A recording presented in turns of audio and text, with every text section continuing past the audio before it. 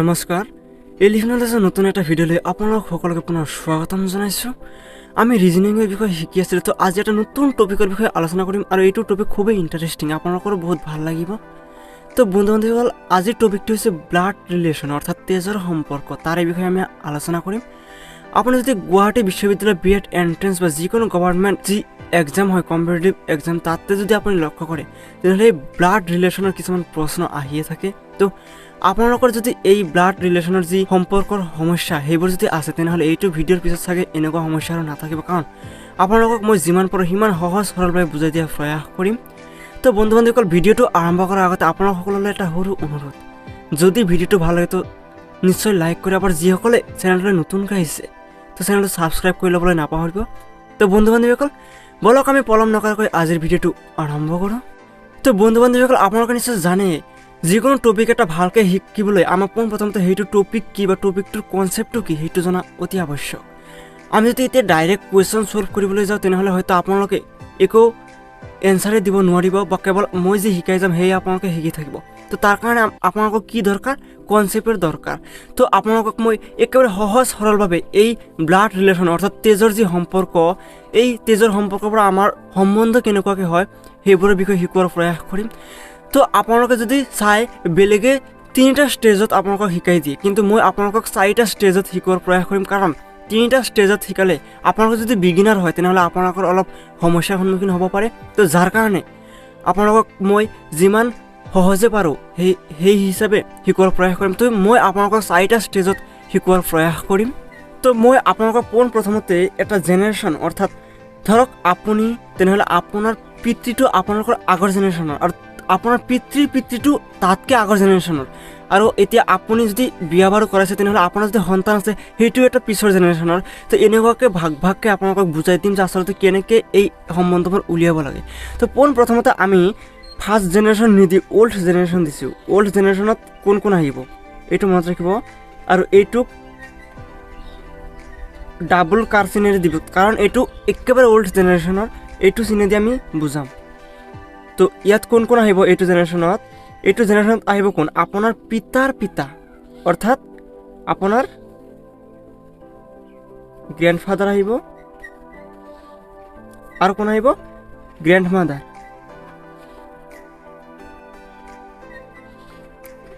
এই দুটালৈ আৰু আহিব আপোনালোকৰ পিতাৰ ভাই বন্ধু যদি আছিল, ভাই আৰু ভনী যদি আছিল সেইবোৰ আহিব, কিন্তু আমি ইমান নাচাওঁ, কেৱল এইটো মেইন, এই দুটা আহিব।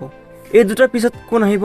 এই দুটাৰ পিছত আহিব আপোনালোকৰ মানে এই দুটাৰ সন্তান সন্ততিবোৰ আহিব। এই অৰ্থাৎ আপোনালোকৰ যি গ্ৰেণ্ডফাদাৰ তাৰে পিতৃ হয়তো আপোনাৰ পিতৃ হ'ব, সেইটো হ'ব ফাৰ্ষ্ট জেনেৰেশ্যন। এইটোক এটা কাৰ চিনেৰে বুজাব, মানে আপোনাৰ যি ষ্টেজ সেইটো ষ্টেজৰ ওপৰৰ ষ্টেজ আহিব। তো ইয়াত আহিব আপোনাৰ কোন কোন আহিব? আপোনাৰ ফাদাৰ আহিব অৰ্থাৎ পিতৃ আহিব, আপোনাৰ মাদাৰ আহিব, আপোনালোকৰ কোন আহিব? আংকেল আহিব, অৰ্থাৎ আপোনাৰ পিতৃৰ ভাই যদি থাকে আংকেল আহিব, আৰু আপোনাৰ পিতৃৰ যদি কোনো ভনী থাকে সেইবোৰ আহিব। আণ্টি, এইকেইজন আহিব এই ফাৰ্ষ্ট জেনেৰেশ্যনত। ইয়াৰ পিছত কোন আহিব? ইয়াৰ পিছত আপোনাৰ ফাদাৰৰ অৰ্থাৎ আপোনাৰ পিতৃৰ পিছত আপুনি আহিব, তেনেহ'লে এইটো হ'ব ছেকেণ্ড জেনেৰেশ্যন। এইটো ইকুৱেল চিনত থাকিব, মানে এইটো জেনেৰেশ্যন বৰ্তমান প্ৰেজেণ্ট চিটুৱেশ্যন বুলি দিছোঁ, প্ৰেজেণ্ট জেনেৰেশ্যন এইটো ধৰি লওক। এইটোৱে মেইন, এইটো জেনেৰেশ্যনত পৰাহে আপুনি চব জেনেৰেশ্যনৰ সম্বন্ধ উলিয়াব পাৰিব। তো ইয়াত কোন কোন থাকিব? প্ৰথমতে আপুনি নিজে থাকিব, আপুনি চেল্ফ নিজে থাকিব। তাৰপিছত কোন থাকিব? আপোনাৰ লগত আপোনাৰ জেনেৰেশ্যনৰ আপোনাৰ ব্ৰাদাৰ থাকিব। তাৰপিছত আহিব আপোনাৰ যদি কোনো ভনী থাকে অৰ্থাৎ ছিষ্টাৰ আহিব। তাৰপিছত কোন কোন আহিব? আপোনালোকৰ খুৰা বা খুৰীৰ যদি কোনো সন্তান সন্ততি আছে সেইসকল আহিব, যাক আমি কজন বুলি কওঁ। তো এইবোৰ আপোনালোকৰ বা আপোনাৰ জেনেৰেশ্যনৰে হ'ব, কাৰণ সেইবোৰ আপোনালোকৰ ভাই ভনীয়ে লাগিব, যিহেতু আংকেল আৰু আণ্টৰ যি ল'ৰা ছোৱালী, তো সেইটো এই আপোনালোকৰ যি জেনেৰেশ্যন সেইটো জেনেৰেশ্যনতে আহিব, সেইকাৰণে এইটো। এতিয়া কথা হ'ল আপোনাৰ তলত কোন থাকিব পাৰে? আপোনাৰ তলৰ যিটো এইটো থাৰ্ড জেনেৰেশ্যন হ'ব, এইটো ছিংগল তলফালে দিব, মানে আপোনাৰ তলত কোন হ'ব পাৰে? আপোনাৰ সন্তান হ'ব পাৰে। আপোনাৰ যদি কোনো বিয়া পাতিছে যদি তেনেহ'লে আপোনাৰ সন্তান হ'ব, চন হ'ব। চনৰ লগত কোন আহিব? চন থাকে, আপোনাৰ ছোৱালী থাকিব পাৰে, তেনেহ'লে ডটাৰো হ'ব পাৰে। ডটাৰ আহিব। তাৰপিছত কোন আহিব, আপোনাৰ যদি ভনীক কাৰোবাৰ লগত বিয়া দিছে, তাৰে যদি কোনো সন্তান থাকে বা ল'ৰা থাকে, তেনেহ'লে নেপো হ'ব। নেপোটো এইটো জেনেৰেশ্যনতে আহিব। তাৰপিছত কোন আহিব, যদি ছোৱালী থাকে তেনেকুৱাকৈ নিচ আহিব। এনেকুৱাকৈ এইটো হ'ল থাৰ্ড জেনেৰেশ্যন। আৰু এটা জেনেৰেশ্যন হ'ব পাৰে যে আপোনাৰ সন্তানৰ ল'ৰা যদি থাকে, আপোনাৰ সন্তানৰ ছোৱালী যদি থাকে, এইটো জেনেৰেশ্যন আহিব। তো 5টা জেনেৰেশ্যন টোটেল জানিলে হয়, কিন্তু মই আপোনালোকক এইখিনি প্ৰথমতে বুজাই আছোঁ। তো এইখিনিৰ পৰা কাৰণ এইখিনি গোটেইখিনি উলিয়াব পাৰিব যে ইয়াৰ ল'ৰা ছোৱালীৰ লগত আপোনালোকৰ কি সম্বন্ধ হ'ব। আপুনি এইটো মনত ৰাখিব, আপুনি এইটো লাইনত আছে, আৰু আপোনাৰ যদি বিয়া হয়, বিয়াৰ পিছত যদি কোনো সন্তান হয়, সেইটো এই লাইনত আহিব, এইটো থাৰ্ড জেনেৰেশ্যনত আহিব। আৰু যদি আপোনাৰ পিতৃ মাতৃ যিবোৰ আছে তেখেত এইটো লাইনত আহিব, আৰু তেখেতৰ যি পিতৃ মাতৃ আছে সেইটো চবচে ওপৰত যাব। তো আমি সকলোতকৈ ওপৰত ডাবল কাৰ্চিন ওপৰ ফালে, কাৰণ এইবোৰ ওপৰৰ জেনেৰেশ্যন কাৰণে ওপৰ কাৰণে ইজ্জত দি দেখাইছোঁ। আপোনাৰ পিতৃ মাতৃকো ইজ্জত দি ওপৰ ফালে ৰাখিছোঁ, মূৰত ৰাখিছোঁ। এতিয়া আপোনাৰ লগৰ কেইটাক আমি লগত ৰাখিছোঁ, আৰু আপোনালোকৰ তলৰ কেইটাক তলফালে দি এই চিনটোৱে দি বুজাই দিছোঁ। এইবোৰ চিন মনত ৰাখিব। এতিয়া কথা হ'ল, আমি যেতিয়া ব্লাড ৰিলেশ্যন উলিয়াব যাম, তেতিয়া যদি আমাক কুৱেশ্যনত দিয়া থাকে এনেকৈ যে পি হৈছে কিউৰ পিতৃ, ইয়াৰ যদি কিউৰ ফাদাৰ যদি হয়, এনেকুৱাকৈ আৰু বহুত সম্বন্ধ দিব। তো তেতিয়া কোন পুৰুষ কোন মহিলা তেনেকুৱাকৈ কেনেকৈ মনত ৰাখিব, পাহৰি যোৱা যায়। তো যাৰ কাৰণে যিটো পিতৃ বা যিটো পুৰুষ হয় তাৰে তলত সৰুকৈ ডায়েগ্ৰাম আগতে এটা প্লাছ দি দিব। তাৰমানে এইটো কি, এইটো পুৰুষ, প্লাছ মানে পুৰুষ আমি চিন দিম। আৰু যদি মহিলা হয় তেনেহ'লে তাৰে তলত মাইনাছ দি দিব, অৰ্থাৎ এইটো মহিলা। এনেকুৱাকৈ যদি আপোনালোকৰ ডায়েগ্ৰামটো আঁকি যাই থাকে, তেনেহ'লে আপোনালোকৰ যি সমস্যা সেয়া কেতিয়াও নহয়। কাৰণ এই পুৰুষ মহিলাৰ যি কনফিউজন, এইটোৱে আমাৰ এবাৰ ভুল হ'লে আমাৰ পূৰা যিটো এনচাৰ সেইটোৱেই চেঞ্জ কৰি পেলায়। তো এইটো আপোনালোকে মনত ৰাখিব, ক'ত পুৰুষ হ'ব ক'ত মহিলা হ'ব, আৰু তাতে কোনটো চিন ব্যৱহাৰ কৰিব। যদি পুৰুষ হয় তেনেহ'লে প্লাছ ব্যৱহাৰ কৰিব, আৰু যদি মহিলা হয় তেনেহ'লে মাইনাছ ব্যৱহাৰ কৰি আপোনালোকৰ যি ডায়েগ্ৰামৰ আগুৱাৰ যি প্ৰচেছটা সেয়া আগুৱাই লৈ যাব। তো আশা কৰোঁ আপোনালোকে এইখিনি বুজি পাইছে। এইকেইটা হৈছে মেইন ৰিলেশ্যন। তো বন্ধু বান্ধৱীসকল, আশা কৰোঁ এই ডায়েগ্ৰামটো আপোনালোকে সুন্দৰকৈ বুজি পাইছে। তো এইখিনিৰ পৰা আপোনালোকে যিকোনো কুৱেশ্যনৰ এনচাৰ উলিয়াব পাৰিব। যদি সোধা হয় যে আপোনাৰ যি কন্যা, সেই কন্যা আপোনাৰ মাকৰ কি লাগিব, এইটো আপোনালোকে সহজে উলিয়াব পাৰিব।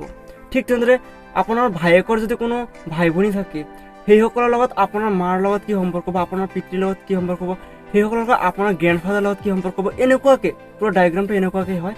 তো এতিয়া আমাৰ কিছুমান চিম্বল জনাটো অতিকৈ আৱশ্যক, কাৰণ গুৱাহাটী ইউনিভাৰ্চিটিৰ কেৱল নহয়, বেলেগ যি এণ্ট্ৰেঞ্চ বা কম্পিটিটিভ এক্সাম পতা হয়, তাতে এই ব্লাড ৰিলেশ্যনৰ ক্ষেত্ৰত কিছুমান চিম্বল ইউজ কৰি দিয়া হয়। তো এই চিম্বলবোৰ জনাটো অতিকৈ আৱশ্যক।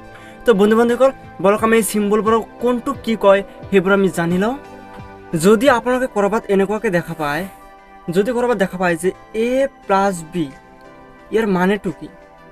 ইয়াৰ মানেটো হৈছে A is the daughter of B, অৰ্থাৎ ইয়াত A is the daughter of B এনেকুৱাকৈ যদি দিয়া থাকে, তেনে এ হৈছে বিৰ কন্যা, এইটো মনত ৰাখিব। অৰ্থাৎ বি হৈছে এৰ পিতৃ, যদি A+B দিয়া থাকে এইটো মনত ৰাখিব। কিন্তু যদি A-B দিয়া থাকে তেনেহ'লে আপোনালোকে কি বুজি পাব, এ হৈছে বিৰ হাজবেণ্ড। এইটো এ is the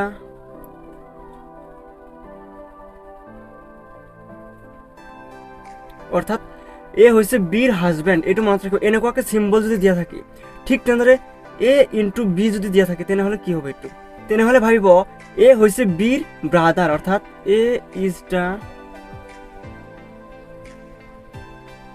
brother of B. অৰ্থাৎ এনেকুৱাকৈ যদি ইনটু যদি দিয়া থাকে তেনেহ'লে এ হৈছে এই বিৰ ব্ৰাদাৰ, এইটো মনত ৰাখিব। ঠিক তেনেদৰে যদি দিয়া থাকে A@B, এইটোৰ মানে কি? এইটোৰ মানে হৈছে A is the sister of B, অৰ্থাৎ এ হৈছে বিৰ ভনী। ঠিক তেনেদৰে যদি A/, এইটো যদি দিয়া থাকে ডিভাইড বি দিয়া থাকে, তাৰ মানেটো কি? তাৰ মানেটো হৈছে এ ইজ দ্য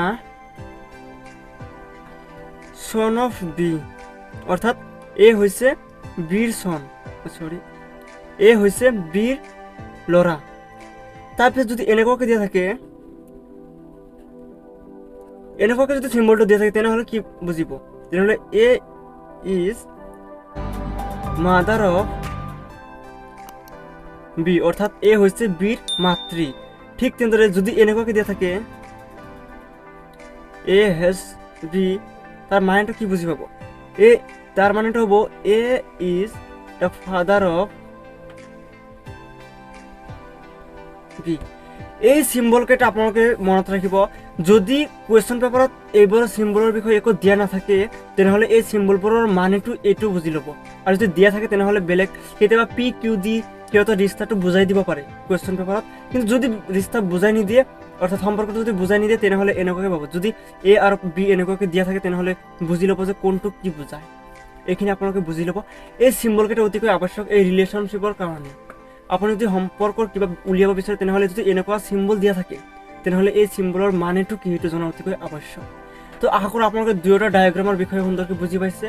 প্ৰথমতে আমি 4টা জেনেৰেশ্যন কৰি লৈছোঁ, তো 5টা জেনেৰেশ্যনো কৰি ল'ব পাৰে, কোনো প্ৰব্লেম নাই। তো 4টা জেনেৰেশ্যনৰ পিছত আপোনালোকৰ এইখিনি চিম্বলটো জনাটো অতিকৈ আৱশ্যক। তো এই চিম্বলখিনিৰ যদি প্ৰব্লেম নাই আপোনালোকৰ তেনেহ'লে আমি কুৱেশ্যনলৈ আগবাঢ়িব পাৰোঁ এতিয়া। তো এতিয়া আমি একেবাৰে সহজ এটা প্ৰশ্ন লৈছোঁ। তো প্ৰশ্নটোত কি কৈছে চাওক। কৈছে B is a father of Q, B has only 2 children, Q is a brother of R is a daughter of P, how is B related to P. তো ইয়াত কৈছে কি বি হৈছে কিউৰ পিতৃ, এইটো সুন্দৰকৈ দিয়া আছে। বি হেজ অৰ্থাৎ বিৰ মাত্ৰ 2জন ল'ৰা ছোৱালী আছে। Q is a brother of R, অৰ্থাৎ আৰ আৰু কিউ হৈছে এই দুটাৰ মাজত সম্পৰ্ক আছে, ব্ৰাদাৰ চিষ্টাৰ হ'ব পাৰে। R is a daughter, R মানে ইয়াত মহিলাৰ কথা কৈছে, এজনী ছোৱালীৰ কথা কৈছে। R is a daughter of P, P হৈছে ডটাৰ, এই আৰ পিৰ ডটাৰ হৈছে আৰ। এতিয়া আমাক কুৱেশ্যন দিছে বি আৰু পিৰ মাজৰ সম্পৰ্ক উলিয়াব দিছে। বি পিৰ কি হয় এইটো মনত ৰাখিব, বি পিৰ কি হয় এইটো উলিয়াব দিছে। তো ইয়াত চাওক কি কৈছে। প্ৰথমতে আমি ষ্টাৰ্ট ইয়াৰে পৰা কৰিম, বিৰ পৰা। B is a father of Q, অৰ্থাৎ এইটো ফাদাৰ যিহেতু বি, এইটো ওপৰ জেনেৰেশ্যনত গুচি যাব। তো আমি এইটো বি লিখি ল'লোঁ। তাৰপিছত কি কৈছে B is a father of Q, অৰ্থাৎ তলফালে এইটো যদি ফাদাৰ হয় তেনেহ'লে কিউ কি হ'ব? সন্তান হ'ব। কিন্তু ইয়াত এতিয়ালৈকে আমি বিচাৰি উলিয়াব পৰা নাই যে কিউ ল'ৰা নে ছোৱালী। তাৰ পিছৰ অংশত কি কৈছে চাওক।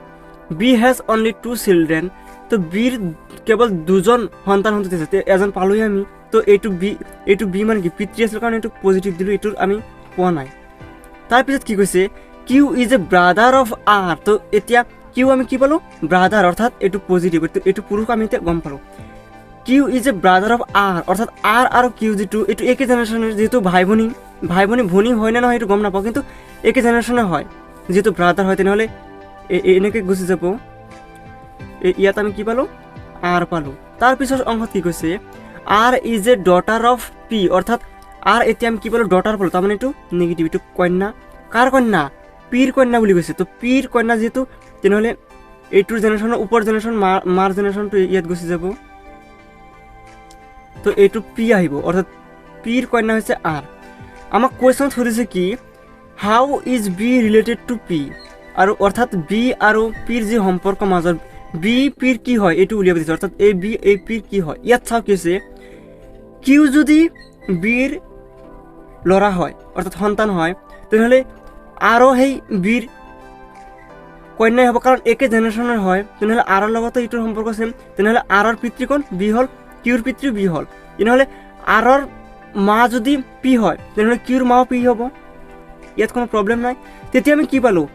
তেনেহ'লে পালোঁ যে এইটো আৰু এইটো, এই বি আৰু পিৰ মাজৰ যি সম্পৰ্ক সেয়া বৈবাহিক সম্পৰ্ক, অৰ্থাৎ কিউ আৰু আৰৰ পিতৃ মাতৃ কোন? বি আৰু পি।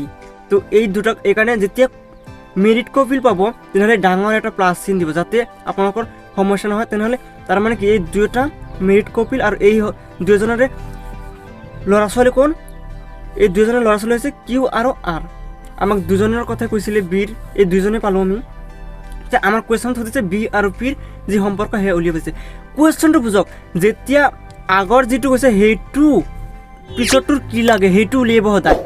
আগৰ যিটো দিয়া থাকিব এইটো পিছৰটোৰ কি লাগে, অৰ্থাৎ বিটো পিৰ কি হয়? বিটো পিৰ কি হয়? হাজবেণ্ড হয়। এইটো পুৰুষ, এইটো মহিলা। এইটো যিটো ডটাৰ দিছিলে ইয়াৰে, তো এইটো মহিলা।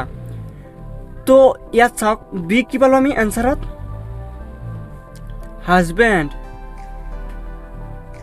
বহুতে এইটো ভুল কৰিব যে এইটো বি আৰু পিৰ মাজৰ সম্পৰ্কটোত কেতিয়াবা ৱাইফ দি দিব, ৱাইফ নহয়। কুৱেশ্যনটো বুজিবা, বি পিৰ কি হয় এইটো সুধিছে, বি পিৰ কি হ'ব, হাজবেণ্ড হ'ব, এইটো পজিটিভ আছে। তো বন্ধু বান্ধৱীসকল, আশা কৰোঁ আপোনালোকে সুন্দৰকৈ বুজি আছে। তো পৰৱৰ্তী পাৰ্টৰ পৰা আমি ইয়াতকৈ টাফ কুৱেশ্যন আলোচনা কৰাৰ প্ৰয়াস কৰিম। তো বন্ধুসকল, যদি ভিডিঅ'টো ভাল লাগিছে তো নিশ্চয় লাইক কৰিব, আৰু যিসকলে চেনেলটো নতুনকৈ আহিছে তো চেনেলটো ছাবস্ক্ৰাইব কৰি ল'বলৈ নাপাহৰিব। তো বন্ধু বান্ধৱীসকল, আজিলৈ বিদায় লৈছোঁ, ধন্যবাদ।